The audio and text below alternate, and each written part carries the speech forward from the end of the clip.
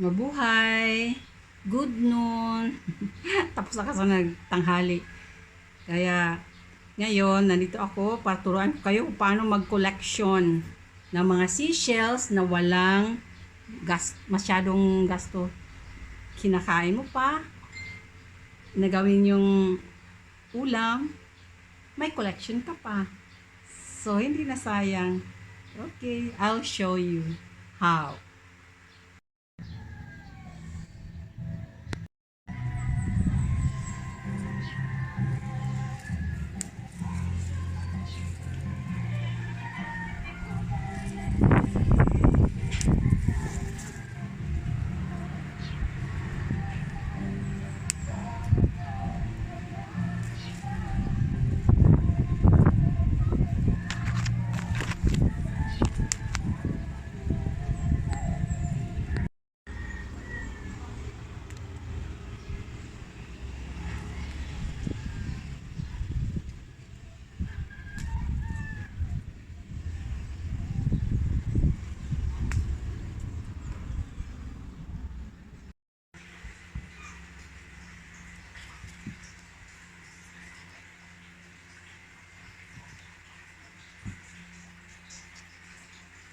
Yan, itong mga sangkap. Hugasan mo na itong shell. Yan, ibang klase sa shell. Punaw, may tawag dito.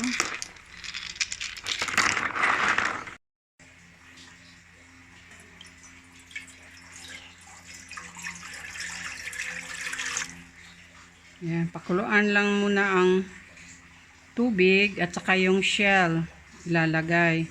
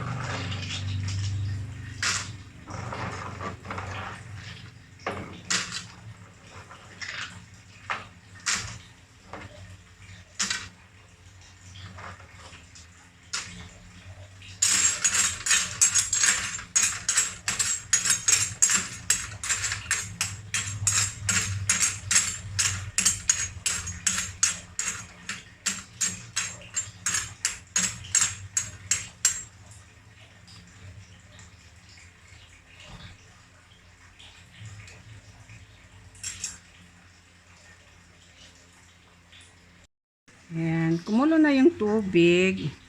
Kaya ko nilagay yung shell. Tapos, takpan ko ng kahit 5 minuto para bumuka yung shell. Kukunin ko yung laman. Kaya ako pinakuluan dahil minsan binibili ko lang yan baka merong bulok na or hindi bumuka, walang laman, puro lapok, kaya ganun. Pakuluan ko muna, saka ko tanggalin yung laman. At saka gawin kong soup. Yun. Yan, kumukulo ng husto. In 5 minutes lang, hindi pa nga nag 5 minutes, 3 minutes lang. Ayan, bumuka na siya lahat. So, okay na. Tanggalin ko na yung laman niya. Okay.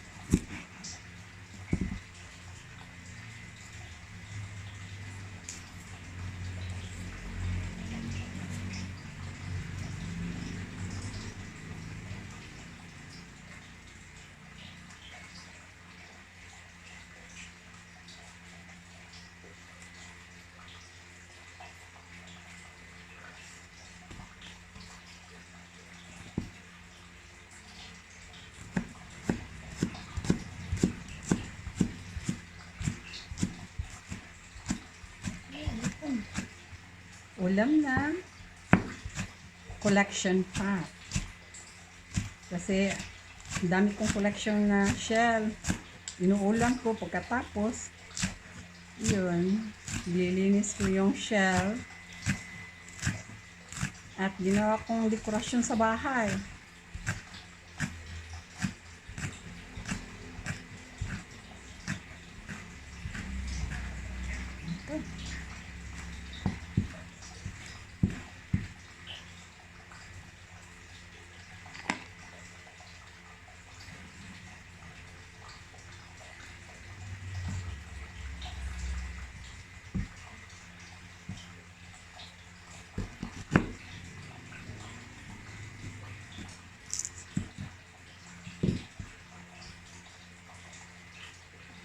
Luya.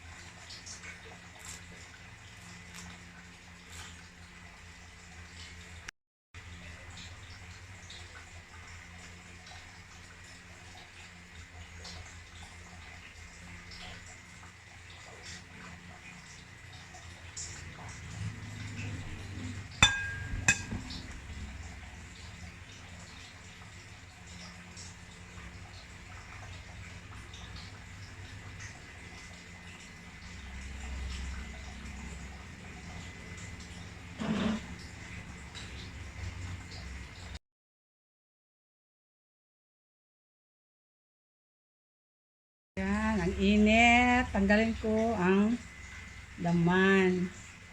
Ang shell. Wala mo na ilalapag. Okay lang naman. Hindi naman maamoy. Kasi minsan pag kabili ka ng luto mo, tapos yung laman may lapo, patay pala. Ang iba, baho na. Mabaho na. Yan, mga laman.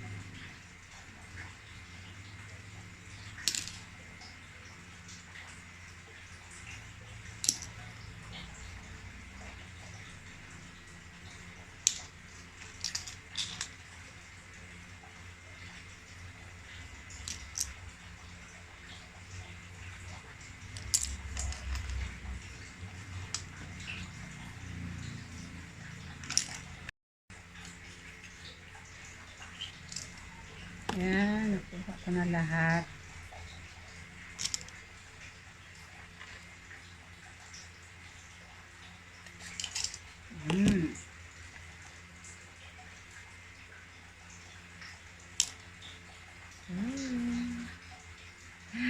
Kuha na lahat. So, ito yung mga shell na nalulutuin ko na yung laman.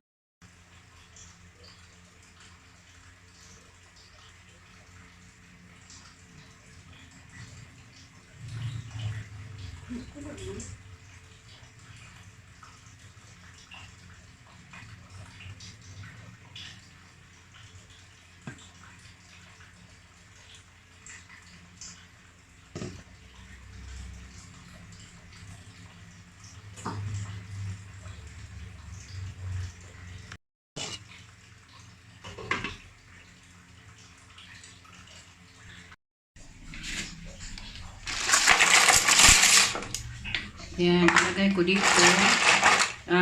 Nabuhusan ko na ng Zone Rocks. Kaya ito ay i-leave ko sa linggo. Yan. Ito yan. Hindi na kailangan. Basan ko na. Yan. Yan, malinis na siya, hindi na maamoy. Kasi nilagyan ko ng zombie. Init. Kumulo na. Kailangan na ng gulay. Yung gulay na lang. Yung malunggay. Yan, sabaw na siya.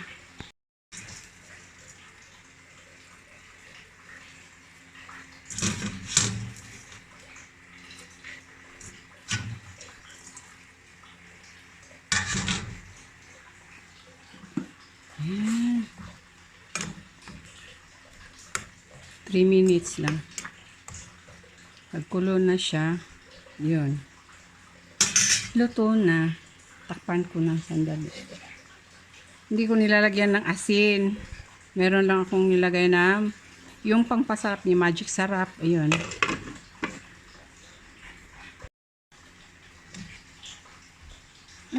Kumukulo na ng husto.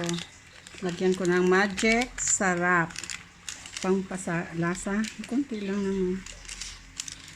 At saka yung binigay ng sa kapatid ko ng ganito seasoning. Yan. Masarap to.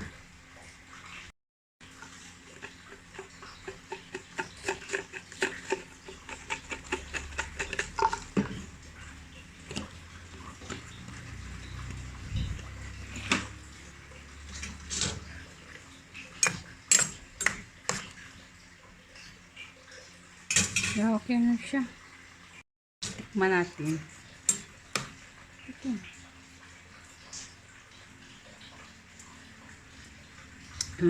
Sarap. Sarap ng ulam ko. Okay, let's eat. Ayan na yan. Kain na tayo. Yan. Kuha ko na sabaw.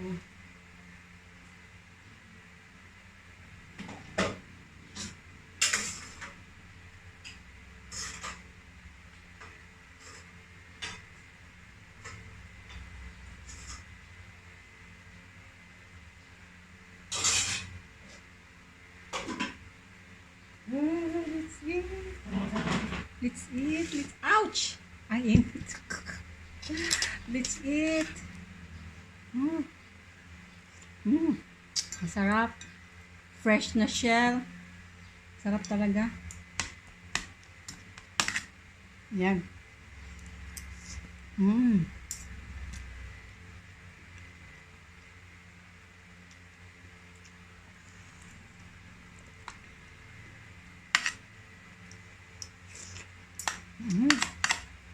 Gutom na ako. Tanghali na.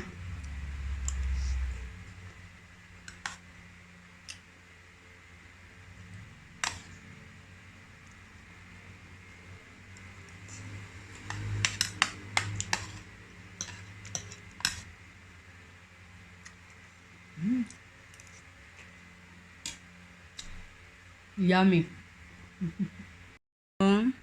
Ito na yung kinakain ko. Yan. Dito ko na nilalagay. Ibang klaseng shell. Ayan ako. Yan. Ito. Spider shell. Marami siyang klase. Maganda yung kulay niya. Ito din yung isang klase. Yan. Ganggang sa amin tawag dito sa probinsya. Yan. Ibang klase. Ito isa ding klase na shell, makintab, buwaw ang tawag sa amin dito. Yan, ibang klase mga shell. Saka yung malaking spider shell. Yan, yun yung kinain ko nung isang buwan. Malinis naman siya. Ito malaki talaga. Ayan, malaki na siya. So, yun. Tapos ito, ang laman nito, pinakuluan ko muna bago to kinuha, tinanggal ko yung laman. Kasi sa binilhan ko, ang laki pa niya, mas malaki pa dyan. Ay nako, binasag. Sabi ko, ay ba't basagin? Ay kasi yung bumili, ayaw niya ng shell. Gusto niya yung fresh na, ang laman lang talaga. Kaya sayang. Nasasayangan talaga ako. Tapos ito din, isang klase shell na malalaki. Malalaki ng mga collection kong shell. Yung mga kinakain ko. Tapos ginawa kong collection. Yan.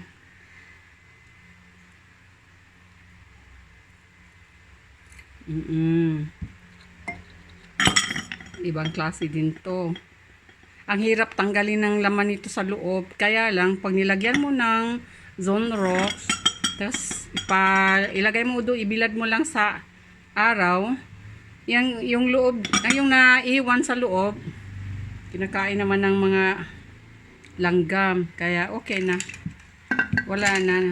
Tanggal na yung amoy niya. Yan, tingnan mo. Ang laki. Ang laki talaga. Mga collection ko. Iba-ibang klase. Ito yung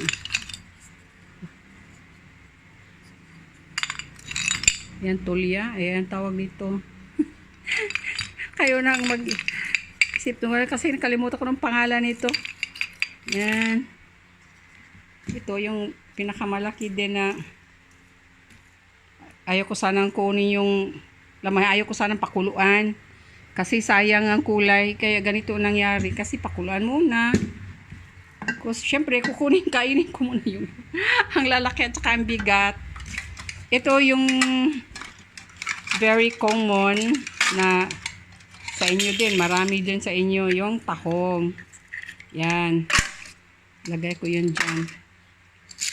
At saka ito yung ginagawa na bintana. Yung bintana namin noon, ganito. Yung sa noong araw, sa mga 18th century. Ito yun. Ayan, lagay yan. Ibang klase din to. Klase ng shell. Ayan, ilalagay ko yan dyan. Ito yung mga mga collection na shell. Ang dami kong collection. Meron pa doon sa iba, nasa halaman, lagay ko sa orchids. Para hindi siya maanuhan ng maraming tubig. Kasi iba rin yung bato. Mas maganda na yung shell. Yun, marami akong shell na nasa halaman ko. Nilagay ko doon. Okay. Wow! So, nakita nyo na yung mga collection ko. Yung mga shell. Ang gaganda, no? Yan. So, thank you for watching. Thank you to all silent viewers, subscribers. Thank you so much. God bless you always. Don't forget to thanks and praise God.